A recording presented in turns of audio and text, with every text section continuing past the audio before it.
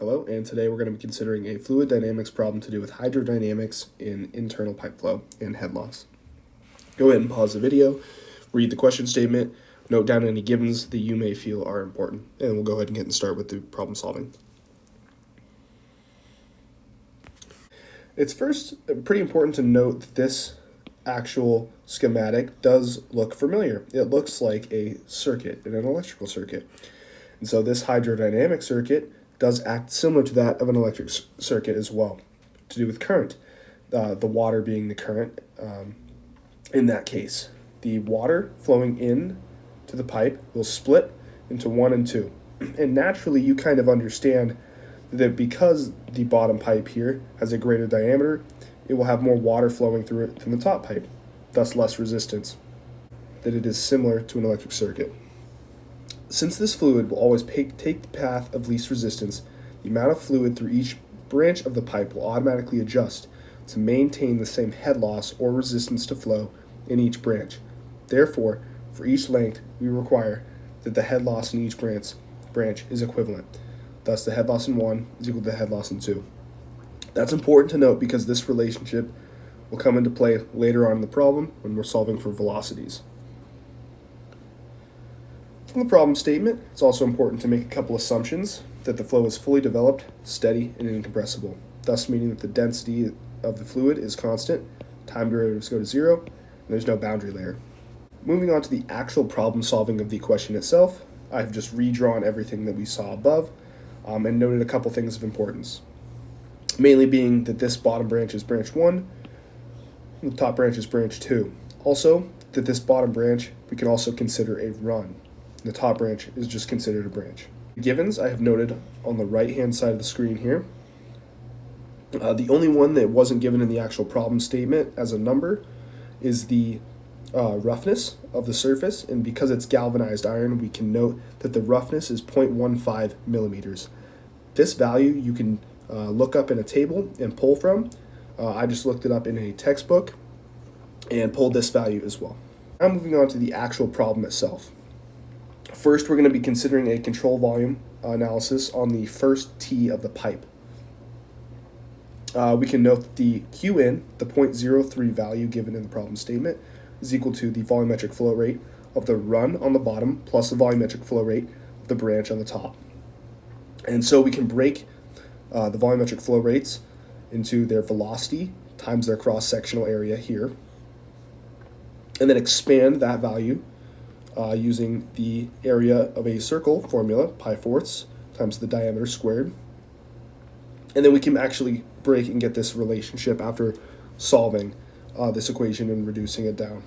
This relationship's super important because it's drawing a relationship between the two velocities that we do not know. At this point in the question, I would normally go and try to solve for a Reynolds number and a friction factor. But because we aren't given these velocities and can't solve for them immediately, we're going to bypass that portion of this problem solving and just go straight into the friction head loss. Alrighty, moving on to the friction head loss. We're going to consider the friction head loss of both branches, even though they are equivalent. We're going to consider them both separately. Starting with branch 1, the bottom branch. I like to first look at the minor losses of each branch. So first, we can note that there are 2 T's on the bottom branch, noted here, as well as one fully developed or fully opened globe valve and a filter. The coefficient for the filter was given in the problem statement. It is 1.6. The 2 T's, we can look right here, T for V along a pipe run. And like I said, the bottom is denoted as a run, so our coefficient there is 0.4, noted here. And then the fully open globe valve that's on the bottom as well, we just go ahead and look on the table, has a coefficient of 10. And so we're going to use these in our minor loss equation right here. In the main friction head loss, which is this portion, this term here, HF, we have a friction factor of branch 1 times its length divided by the diameter, the velocity squared over 2g. Note here, we don't know this value, and we can't solve for this value just yet because we don't have a velocity and a Reynolds number. Also, we don't have this velocity, so these terms will stay as their algebraic form as a letter. And here, I have not denoted the actual generic form, but we have the coefficient multiplied by the velocity squared divided by 2g, and that's just our minor loss equation as well in that instance. And so note that there is a coefficient 2 out in front here. This term is for the T valve, or the T's in the piping. And so it's important to note there are 2 T's that I have here, I've noted. So we do have to multiply that by 2. Okay, so moving on here, we can substitute each of the values in for each of the things. So there should be 3 separate values like I have here, 1, 2, and 3. Substituting in values, we have a 3-meter long pipe with a diameter of 0.1 meters. And note that the friction factor is left as its algebraic form, as well as the velocity. Plus 2 times that 0.4 value, which is the coefficient for the T.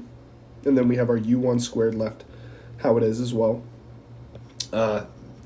The coefficient for the filter is 1.6, so I've just substituted that in there as well. And the 10, which is from the globe valve, that's the K value from the globe valve, that's substituted in there as well. And so simplifying down, leaving our velocity in its velocity form and our friction factor as its F, and solving for the coefficients. It's important to note here also I have factored out this term here, this entire U1 squared over 2g out to the front in order to make it a little bit easier to work with later on.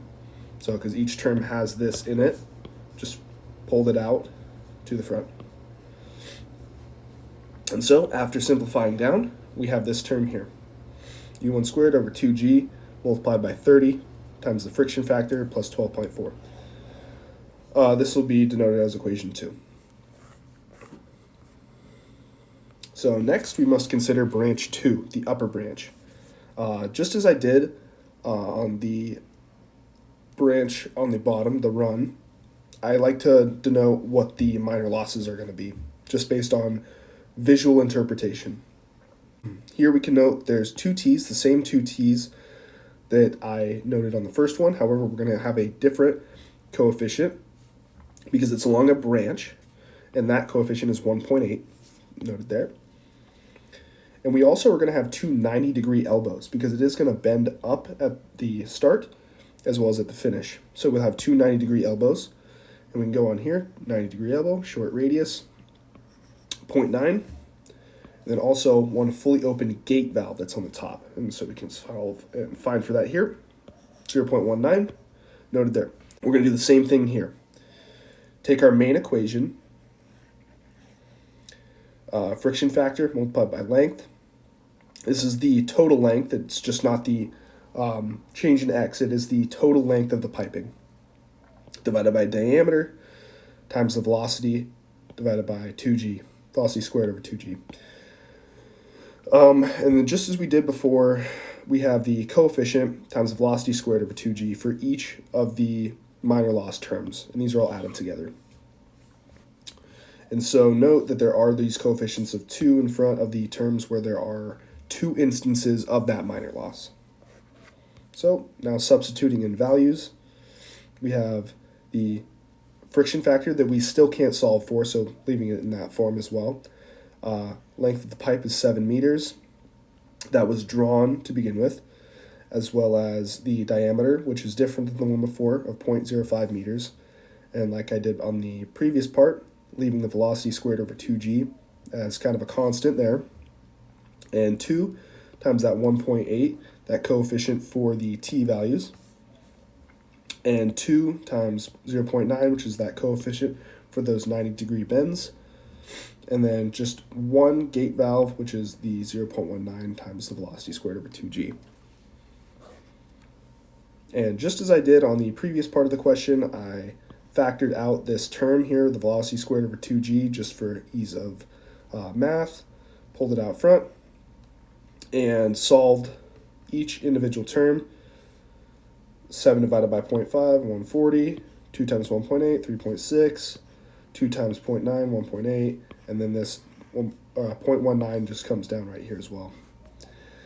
Adding these three terms together, as well as just pulling that down, you get this term here, velocity squared over 2g multiplied by 140 times the friction factor at branch 2 plus 5.59. And so now we have two equations and 4 unknowns. And so we're going to draw this relationship that I talked about in the beginning. Head loss in branch 1 is equal to head loss in branch 2. And this is due to the parallel setup, like I was describing with the electrical circuit, and how the resistances have to be equal. Okay, so now setting equation 2 and equation 3 equal to each other, which would be this equation here and this equation here. We can cancel out the 2g's, and we are left with this. Not much has changed, however, we have one equation and now we have 4 unknowns. And so something that is kind of arbitrary about this question that normally doesn't happen in the fluid dynamics problems is that you're given an equation like this and not quite enough variables to solve for the actual problem. So what we have to do is we have to interpolate and assume initial values for the friction factors here at 1 and 2. So we're going to assume intermediate values.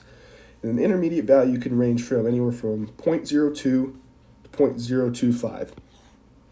So in this case, I'm just going to pull friction factor values of 0.02 and 0.025 just to cover all the ranges.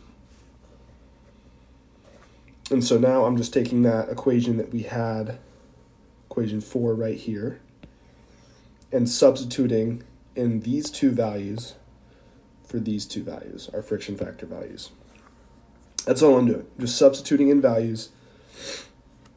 And then, so once you solve down, the only two variables left are velocity at 1 and velocity at 2. And you're given this equation after you solve down. And you can then also deduce this relationship further to velocity at 2 is equal to 1.196 times velocity at 1. You don't necessarily have to deduce it that far, it just helps with math later on. Okay, so like I was saying, this is equation 1. This is the first equation that we derived using the control volume analysis. This equation is going to be coming into play, very important here, because now I finally have two equations, two unknowns, and I can solve for both of those. So plugging in this value into U2, going down right here, we can solve for U1 being 2.941 meters per second. And then from that, you can also deduce U2 using this equation as well. And this is when we can finally get our Reynolds number, because now we have a velocity, and then we can actually solve for where we are in the Moody diagram. So now, solving for the Reynolds number in both portions, because we know the velocity is different, we can't just use one Reynolds number for the entire problem. Reynolds number at 1 is equal to the velocity times the diameter of the piping divided by the kinematic viscosity. And so just plugging in these two values, diameter of 100 millimeters or 0.1 meters, times that kinematic viscosity that we had given to us in the problem statement, we get 2.94 times 10 to the 5th. Note that that is greater than 2300, so then we can determine that this is going to be turbulent flow, and then our alpha is equal to 1, or is approximately equal to 1.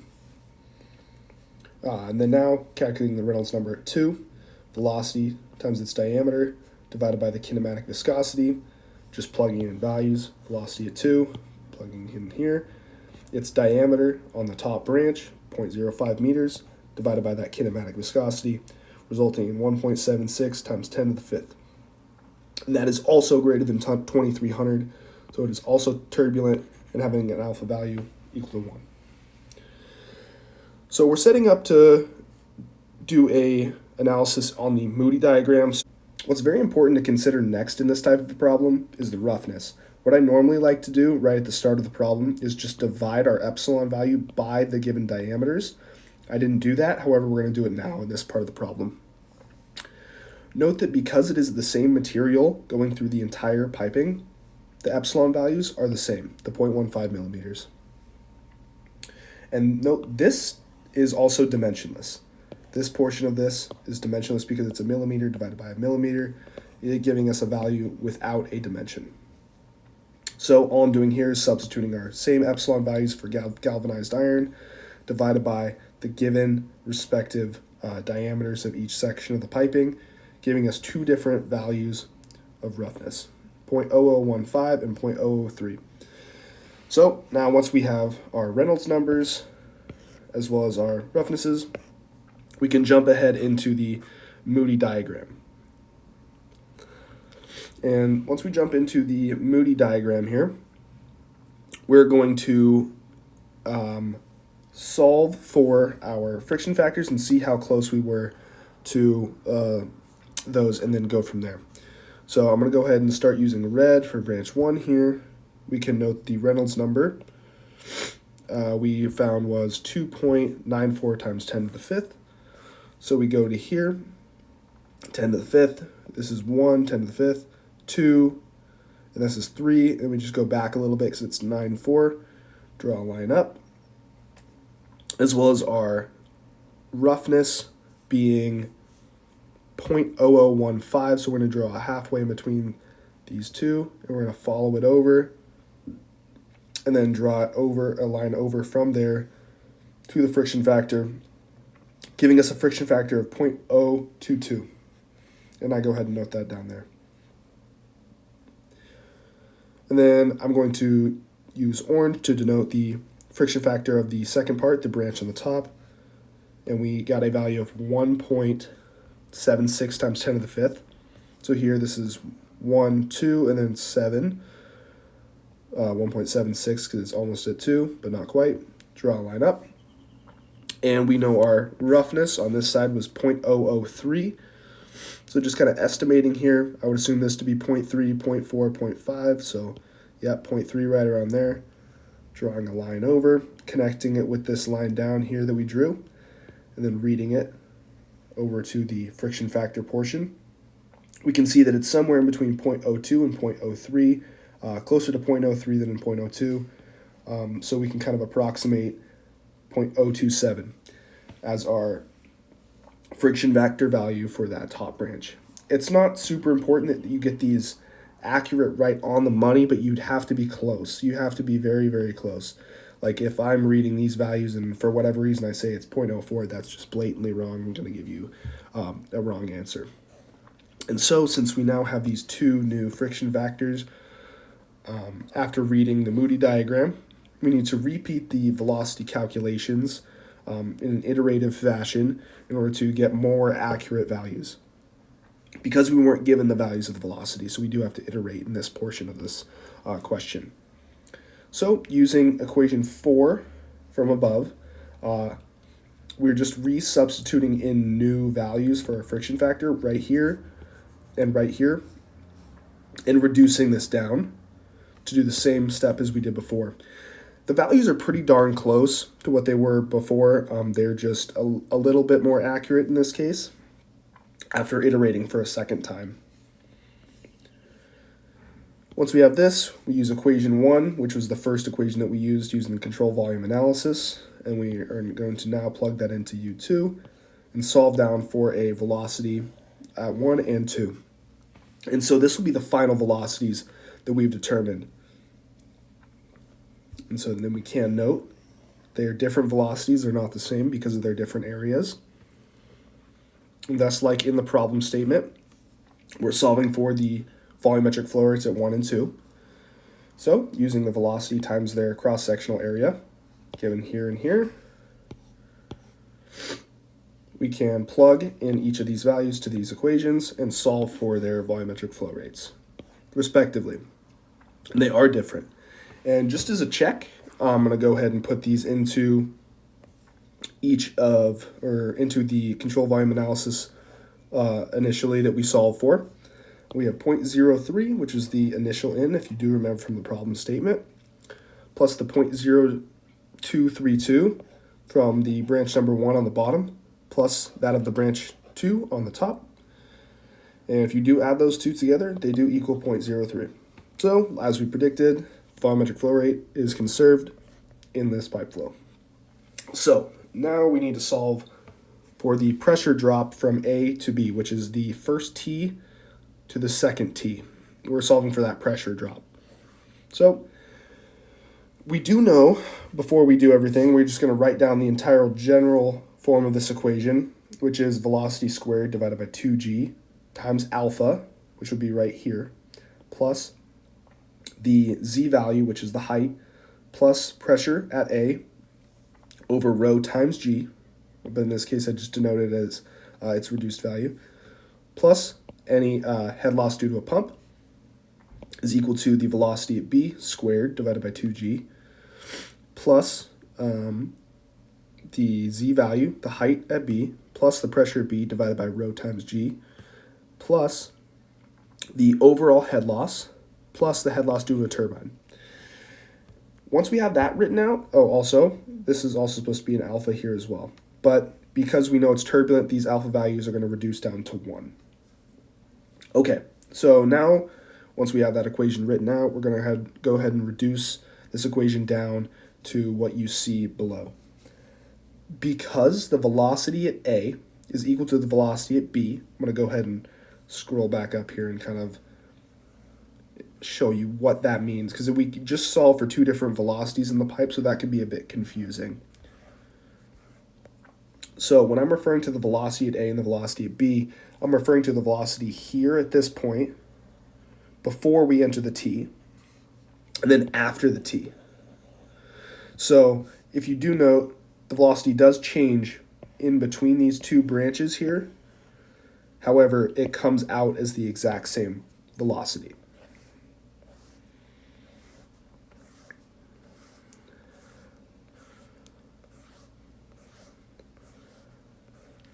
So because they are the same velocity, we can then just cross them both off. UA is equal to UB. Also, because there is no height change between A and B, they are then the same, and we can cross them both off. There's no pump in this question, so head loss due to pump, get rid of that. Same with the turbine. There's no turbine in this question, so we can just get rid of the head loss due to a turbine. And that leaves us here with the pressure at A and the pressure at B and the overall head loss that we did calculate. So then deducing this down, reducing, getting rid of all the values that we just kind of crossed off, we can deduce that the pressure at A minus the pressure at B, so therefore the change in pressure, is equal to rho times g multiplied by the entire head loss. So you may be asking yourself, because the head loss in both branches are the same, do we have to add them, subtract them, multiply them? No, you can just use the head loss in either of the branches because they're the same. For this case, I believe I'm using the head loss in the top branch. Yep, the head loss in the top branch, just to show you that it works the same as using it in the bottom branch. Either or, it doesn't work because the head losses are equivalent in this parallel pipe system. Okay, so like I said, using equation 2 for the head loss, we have the change in pressure from A to B multiplied by rho times g multiplied by our head loss equation that we have here, which is the velocity squared divided by 2g multiplied by 140 times our friction factor plus that coefficient there. And now we're substituting in the new velocity that we got in the second portion of the iteration, as well as gravity, as well as our new friction factor. And so after solving, we have a pressure difference from A to B equal to 5.6 or 56.8 times 10 to the third pascals, or 56.8 kPa. And so thus that is the pressure difference from A to B as well. Thus that wraps up this question, and it's important to note as a big takeaway from this that the head loss in the branch is equal to the head loss of the run. And you can think of water kind of similar to an electric circuit and its resistances. They behave similarly, such that, like I said, fluid and current both take the path of least resistance, and that the fluid or current will automatically adjust to maintain the same head loss or resistance to draw that relationship. This question is also located in the textbook, roughly on page 554, if you want to go ahead and take a look at that as well.